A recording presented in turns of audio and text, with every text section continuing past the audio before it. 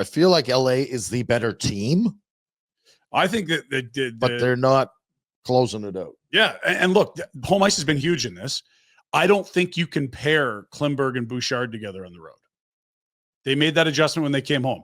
They had like 74% ozone start, which is incredible. The LA Kings can put on whoever they want on the ice after every whistle. If it's Klingberg and Bouchard together, they'll feast. And so last change because of how thin the Oilers are on the blue line without Ekholm, and because they really only have one line going, it's whoever Leon and Connor are playing with. Like, that's a huge, huge thing for LA to have in game 5. But now I'm just into the psychology of this. Like, if you're up 3 after 40, I still think you're puckering if you're the Kings, aren't you? Yes, now because you've proven that you can't. It's a shit show. Third periods are an absolute disaster for you. Yeah. And if you're the Oilers, it doesn't matter how far back you are, you still believe. That's why we're going to have something bounce off somebody's ass and then another guy's heading in. Like, Kings have to believe that they can outplay this team and continue to score. The goaltending is done.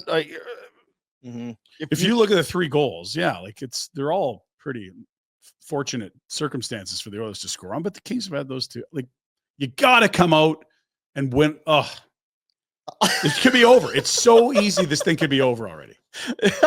Yeah. I mean, they won game 2 and they had leads in the other 3. It's significant ones. Yeah. Like, it's, they have been the better team. I don't know. To your point, there's got at this point, I think now some psychology starts to kind of, and maybe that's the best thing for the Kings. Is maybe if it's 3-1 in the third, they know they can't sit back. Maybe everyone, there's nothing that's more clear is what taking their foot off the gas does. Do you have Jim Hiller post? They did play it right. Like, and again, if that kid chips it out and just gets it by him, Jim Hiller, head coach of the Kings, is asked about hasn't slept since Thursday. Probably not, and he's asked about their posture in the third here, which is what Rhett and I and Boom have been talking about here. Jim, how do you change your approach in the third period to better close out games? How do I change it? Next question, please. We're that far away on the empty net. Q chips that one out. Bouchard makes a good play. We're not even talking about this. So, how about that? Sentiment in the room was that the first 40 minutes. That's your favorite question, too, by the way. You got some ideas for me. So it does sound like a guy that's ready to abandon what he's done. That's the scary thing, Rhett, is like they're still going to park the bus up too. Well, and again, he's not wrong, and it's the same. It's the Bouchard conversation. Bouchard effed up last night too.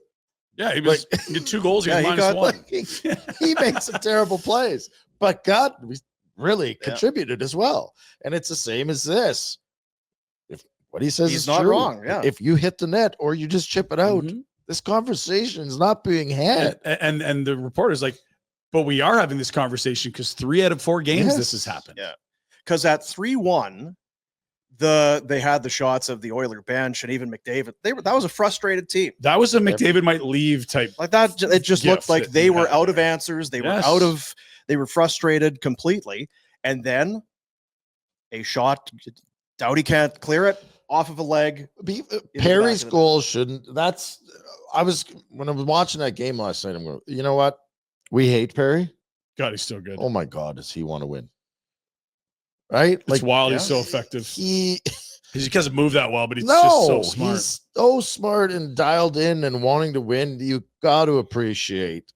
And he finds a way to lie on top of Kemper by accident, not get called. He's underneath Gavrikov and holds him down for 10 seconds by the LA net in the middle of a high pressure sequence. Like, he's a master of the dark arts, and he's contributing on offense. So I don't think. I mean, he scores. It's a hell of a play, but I think it's lucky. Like, I don't know. Didn't he tip it? And then he bats it out of the air and it bounces right over to where he can swat it. And again, if that bats into the net, it's a high stick because the crossbar is the measure. But because it's down to the ice, the shoulder's the measure. And it's not it's again. Big game coming up.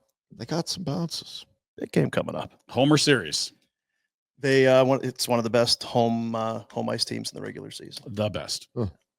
Hey guys, thanks for watching. Be sure to check out more of our content right here on the Flames Nation YouTube page. We had a bunch of great long form interviews. You can check out some videos we've done as well outside of the studio. And of course, if you want more writing or merchandise stuff, flamesnation.ca or nationgear.ca. Appreciate you watching.